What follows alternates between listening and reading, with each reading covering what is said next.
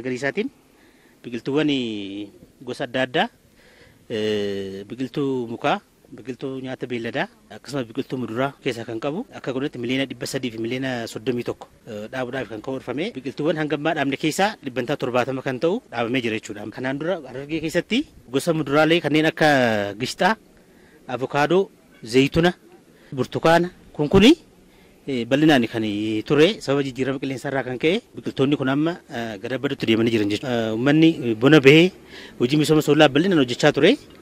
Eegumsa biyyoo bishaaniidhaa fi gumaacha guddaa taasisee jira. Haa ta'u garuu misooma kanarraa hawaasni fayyadamaan ta'anii kan jiru kana madaaluudhaan bara kana addatti inisheetivii misooma muduraa irratti xiyyeeffannoo guddaa kennamee kan hojjetamaa jiru.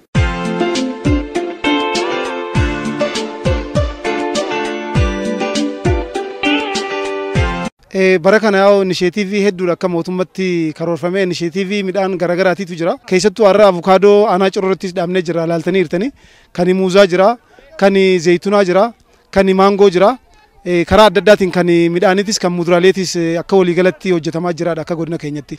Jiruuf jireenya uummataa jijjiiruudhaaf kan midhaanii qofa irratti xiyyeeffachuu osoo hin ta'in muduraalee garaagaraa irrattis yoo xiyyeeffanne haala jijjiirama qilleensaatis dandamachuudhaaf yoo muduraaleedhaan dabaalle kan midhaanii akkuma jirutti muduraaleedhaas bifa addaatiin itti yoo itti deemne jiruuf jireenya uummata kanaa jijjiiruu dandeenya. Diinagdee biyyattiirrattis gahee guddaa qaba waan ta'eef xiyyeeffannaa olaanaadhaan akka biyyattiitti itti deemaa jirra jechuudha.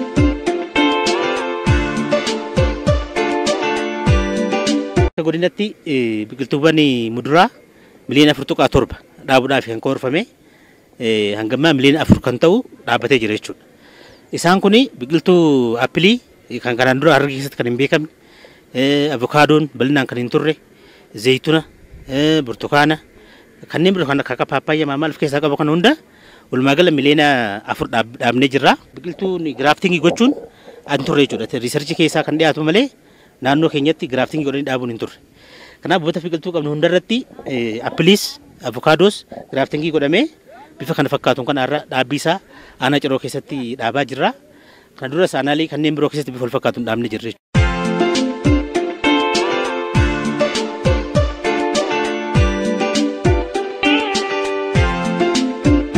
Bara kana akkuma beekamu kallattuuma ashaaraa muummeen keenya kaa'een ashaaraa magariisa guyyaa tokkotti karoora keenya ol deemnee kan jirru.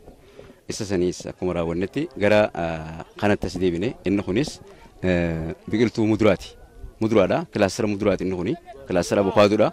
Hundeessinee jirra. Inisheetivii mootummaan keenya kenna keessa isa tokko wantoota ni barbaachisa jedhamu hunda qindeessinee hojjetaa kan jirru. Akkuma isin irraan kan agartan kanatti fedhiin uummata keenya kana fakkaataa jechaadha. Kanaaf karoora keenya gara 25ti biqiltuu muduraa kana bara kana sirra kan karoorfanne gara 26 dhaabnee jirra jecha ammaan.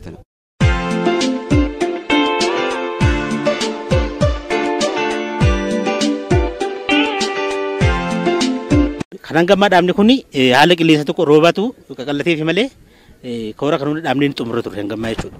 Kanaaf amma roobnis roobaa jira. Haalli qilleensaas mijataadha. Biqiltuuwwan muduraa karoorfannee kanaa ol dhaabne jenneetti kan yaadaa jirru. Kanaaf uummanni keenya immoo iddoo hundatti aanaalee hunda keessatti muuxannoo wal fakkaataa kun babal'atee uummanni hojii misooma soolaa hojjetan irraa fayyadamaa akka ta'uuf xiyyeeffannoo guddaa kennee kan hojjechaa jirru. Kuduraa fi muduraaleen kanaan dura badanis akka isaan deebi'anii fi kanneen indijinees ta'an kanneen biyya keessattis bifa wal fakkaatu kan hojjetamaa jiru. Kanaaf kanarra jira jechuudha bara kana.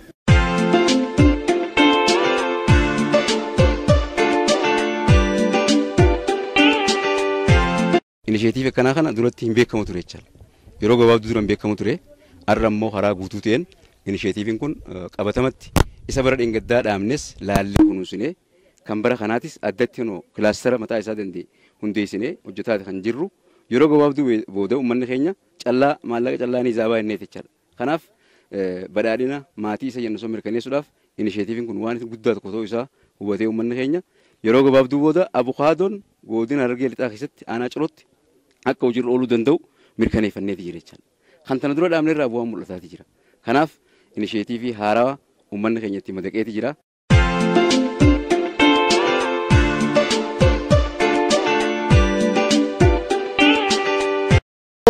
Aanaa lamarratti giraafti gooneeti qopheessaa jirra.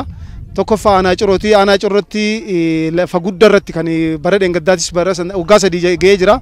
Inni lammaffaa aanaa daaroo laboo irratti lafti hektaara muduraa waliigalaatiif miliyoona afur tuqaa torba muduraa waliigalaatii fi kan avukaadoo kophaatti addaan ba'uu baatus kana keessa ammoo naannoo miliyoona afurii hagammaa dhaabbatee jira. Kanaaf immoo yeroo gabaabaa keessatti kan xumuru ta'uu isaati.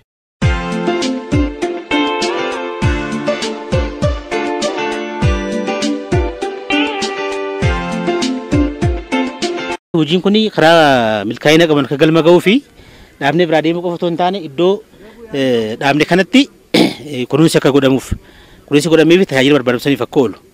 Lammaffaa immoo karoora amma qabannee kana bira dhufu immoo dachaadhaan daballee kanaa ol immoo dhaabuudhaa fi kan yaadnee jirru.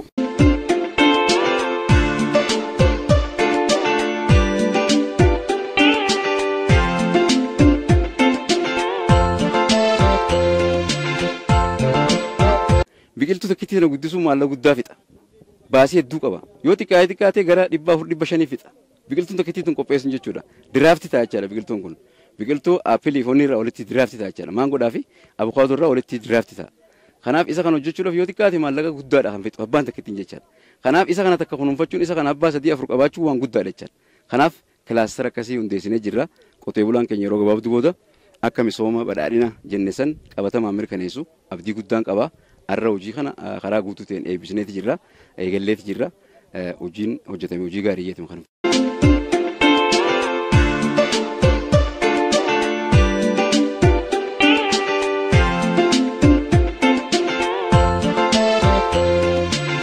Qotee bulaa keenyarraa wanti eegamu xiyyeeffannaa olaanaa itti kennanii wanni mootummaan xiyyeeffannaa itti kenneef jiruuf jireenya uummataa jijjiiruudhaaf dinagdee biyya kanarratti gahee guddaa akka taphatu inisheetivii garaagaraatiin yookiin immoo fookas goonee xiyyeeffannaa olaanaa itti kennee oomishaa fi oomishtummaan dabalee jiruuf jireenya uummataa akka jijjiiramuuf waan ta'eef qotee bulaan kana beekee keessattuu muduraalee irratti xiyyeeffannaa olaanaas kennee guddisuudha qaba jechuudha. Akka ilmoo isa guddisuutu irra jiraata.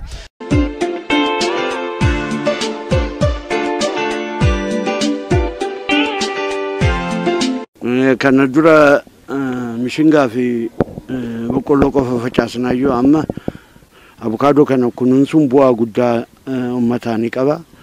Biyyaaf illee ni qaba.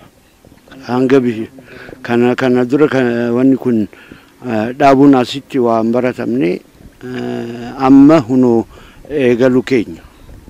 Kanumaafu bu'aa guddaa ni qaba jennee itti amanna. Amma akka abukaadoonis dhufee tana durallee lafa qabatee mayree jira. Oomishni isaadhaa yeroo hedduudhaaf akka nu fayyaduu fi waan guddaa akka irraa argannu abdii qabna jechuudha. Ammallee kadhaabamaa jiru kun fuula dura akkanuma nu dabalee itti deemnaa jennee haalaan hamilee irraa qaba.